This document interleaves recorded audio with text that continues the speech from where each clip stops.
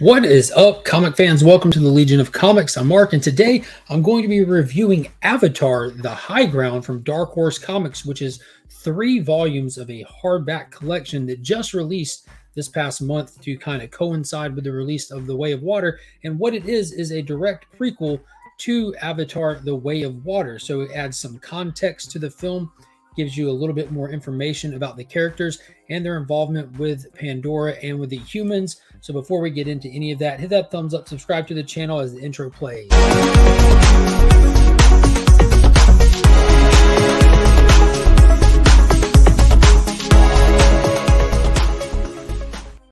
Shout out to Big Time Collectibles for sponsoring the channel and the channel member monthly giveaway. Be sure to check them out on all the social medias and at their website, bigtimecollectibles.com. If you need anything cleaned or pressed, hit up my good friend Justin on Instagram. He can take care of you for as little as $10 a book.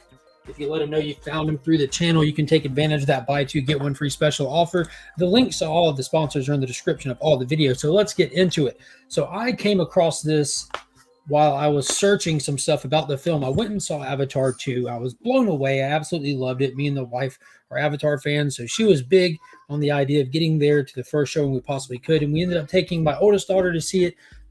So just a couple days later, we've seen it twice, and I was kind of looking around on the interwebs, and I saw where this new story, Avatar: The High Ground, was being advertised for sale, and it made me think.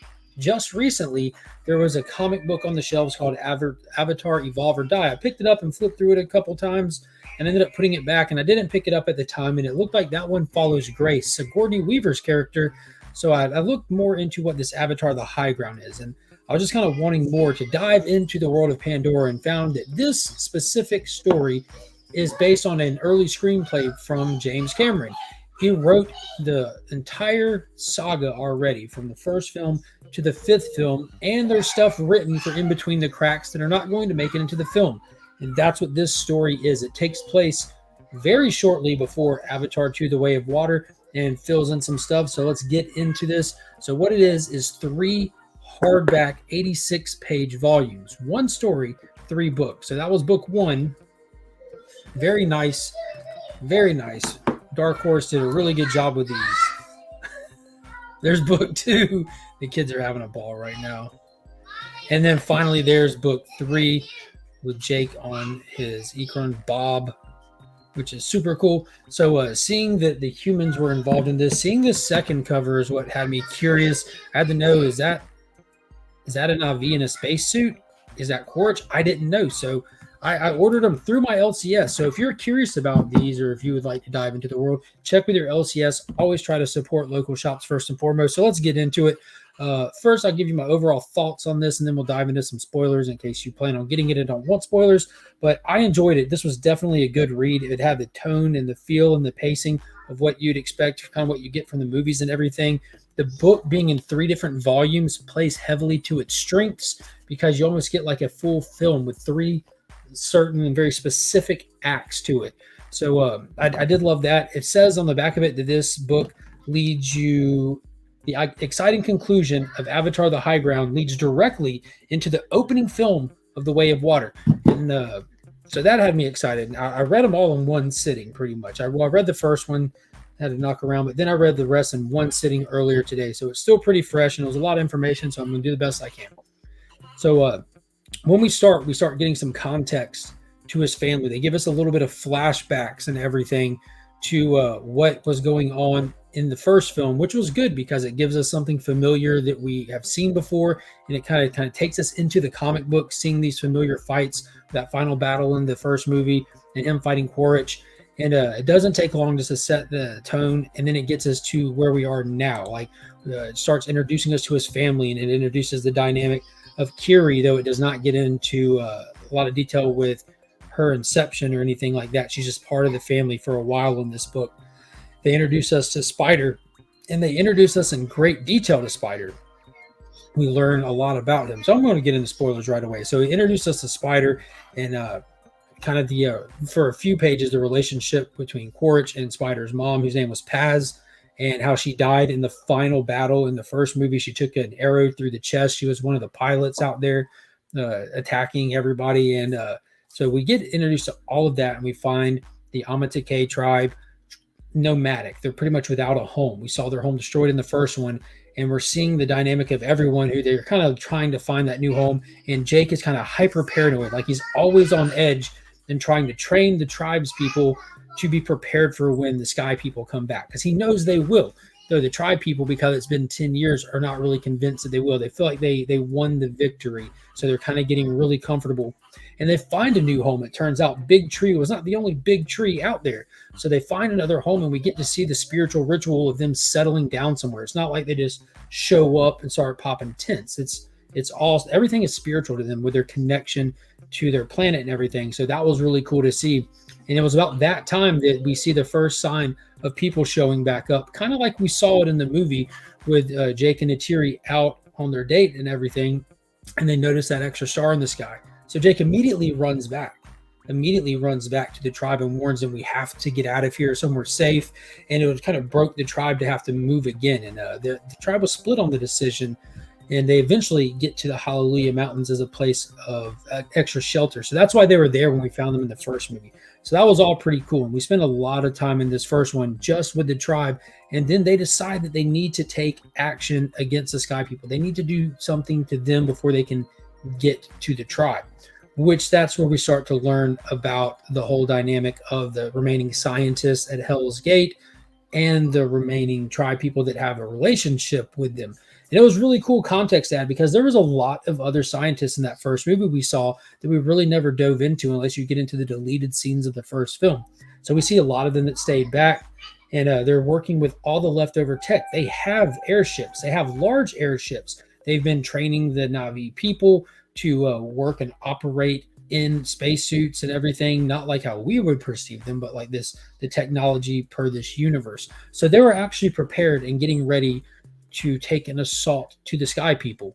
They did make it a point to mention the number of spaceships that showed up around Pandora, how there was 10 of them, which they had never seen that many show up before. It had only ever been one ship at a time. And the fact that 10 showed up really plays to the narrative they gave us in the second movie, how they're not coming to mine. They're not coming for resources. They're coming for an entire planet. They're coming to move in this time around. So that's pretty much where we end up with the first book, just setting the place, finding out what we need to do, and making a plan to go attack first.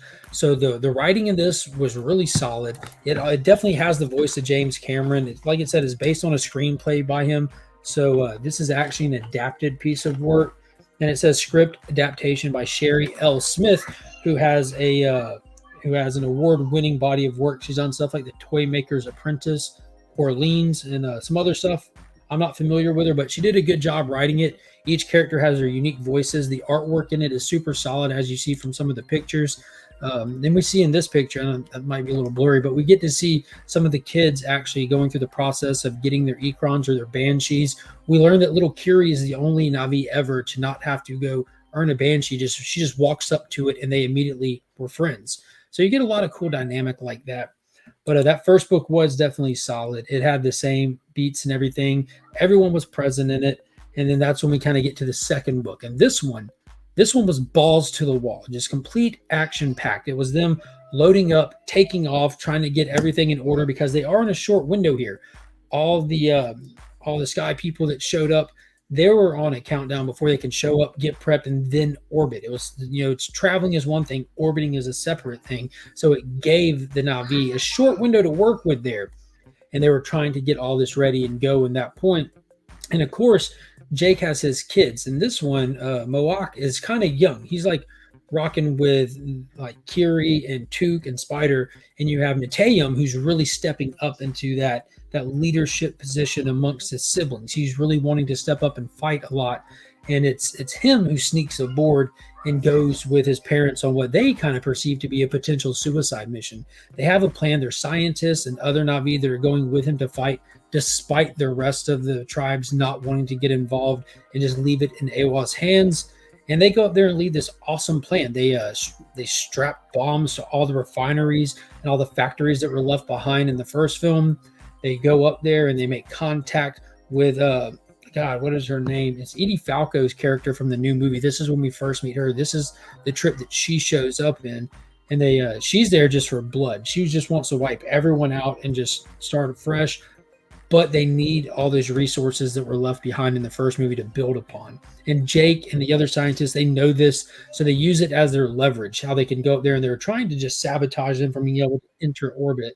And they get into this crazy fight. We get to meet numerous other kind of bad guys that are with the Sky People. They're like the right hand man to Edie Falco's character. He's just a blood and bone, just ready to pop and kill everyone kind of guy. And we see those kind of stilt suits that we saw in the new movie, and there was just a lot of hot-headed back and forth. The Blippi mat is. I'll come check it out. It's like this that big? All right, give me just a minute, and I'll come check it out, my dude. It was like this big, and I folded up the. Now it's huge. The barn. I unfolded the barn part, and it got bigger. Oh my gosh! I'll come check it out in just a minute. Okay, give me Knuckles.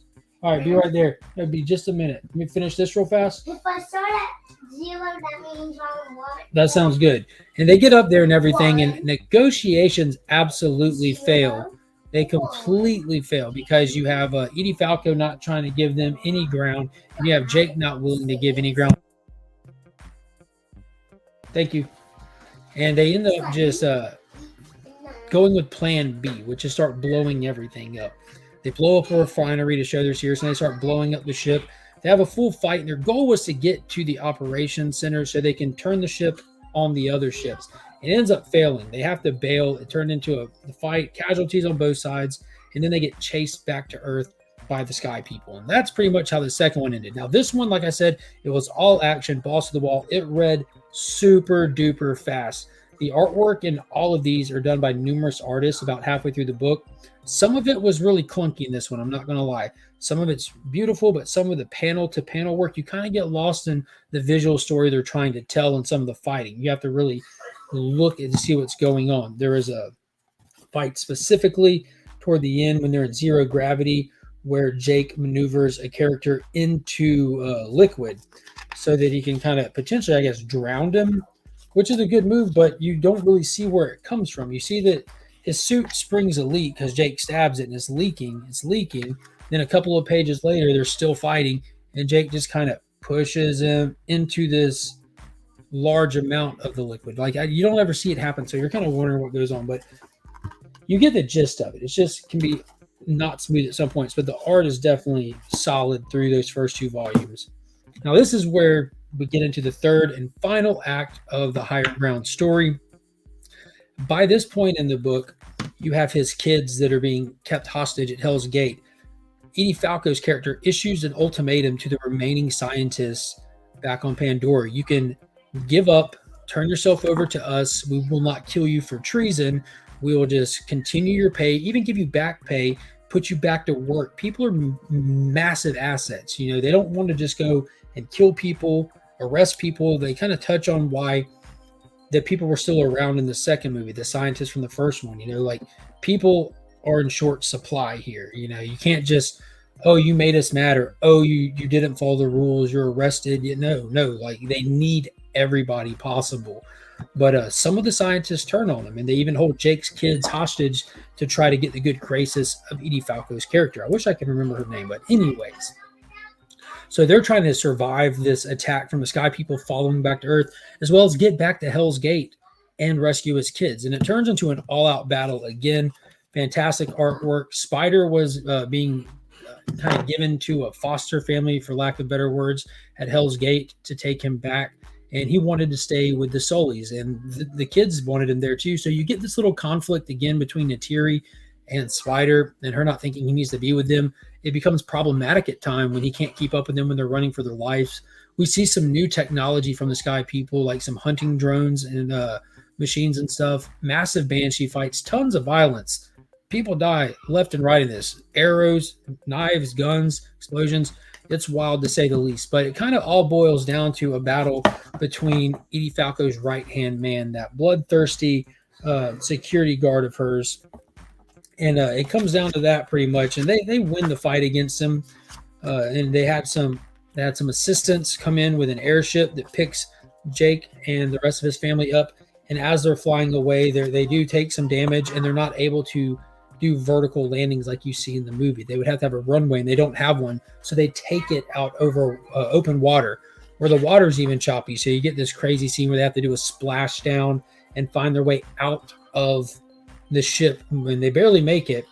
And that's when we kind of get to the whole water thing. They're out there floating adrift, and they all do make it out. And as they're swimming to the raft, there are some humans with them that were working with them. You see a creature swim up, and lo and behold, it's the Akuna from part 2 that comes up and eats the human right there. And that's actually where it ends, with Norm picking them up from tracking them with their locator. So it does not actually directly flow in. I see where the connections are and everything with the sky people coming down. You had that time jump in the beginning of the first one, and this all clearly takes place in like that year where they start sabotaging stuff and everything. But all in all, the story was definitely fantastic. It added so much flavor to what we got in that second movie. Like I said, the artwork was fantastic in most of them. There's one artist that I did not enjoy as much. As the first artist in volume 3. He's just kind of leaned too heavily into the dark inks and stuff. It made some of it a little hard visually to see. Maybe it was in the second one. Let's see. Yeah, it's definitely in the third one. Like, it's just a lot darker and a little bit rougher. But again, you switch artists back and forth through each book. But this one was wild, man. There's some of the tracking tech that you see that they send out. You have the dudes in the amp suits plus the stilt suits from the second one, chasing them through the woods and everything. Just a violent free-for-all in space and back on Pandora. But it added a lot. It got me hyped. It kind of hit that nerve I was looking to hit from the excitement of seeing the film and everything. So now I'm kind of interested to check out some of the other ones. The other ones, you have Sute's Path, The Next Shadow, and Adapt or Die, are the other 3 stories from Dark Horse. And I do believe there's a free comic book day book as well, which is like the first appearance of Avatar in comics, if that's anything anyone cares about. But yeah, you get Sute's Path is his perspective of the first film. So starting when he first meets Jake till his untimely death. The Next Shadow is Jake taking up the mantle of the Omatakai. And then Adapt or Die is one I'm really interested in with Grace, because it's a prequel to even the first movie, and we know that Grace had that fantastic relationship with the Na'vi until the tragic school accident and everything. That I'm wondering if it'll get into that, like some of the special features, deleted scenes, and extended footage in the first movie did. But leave me a comment down below. Let me know if you've seen the movie yet, if you're thinking about picking these up, if you enjoyed this review, adding a little bit of context to the prequel of the movie, if you'd be interested in hearing any reviews from any of those other stories that they're out there, because I'm definitely curious. I'm probably going to go and pick them up and give them a read, and then pass them over to my oldest for her to read as well. She's big into this stuff right now too. Me and her are vibing big time while talking about it. So that's going to be it for this video. Appreciate you watching. I'm going to go get the kid, and until next time, as always, I'm Mark, but we are Legion.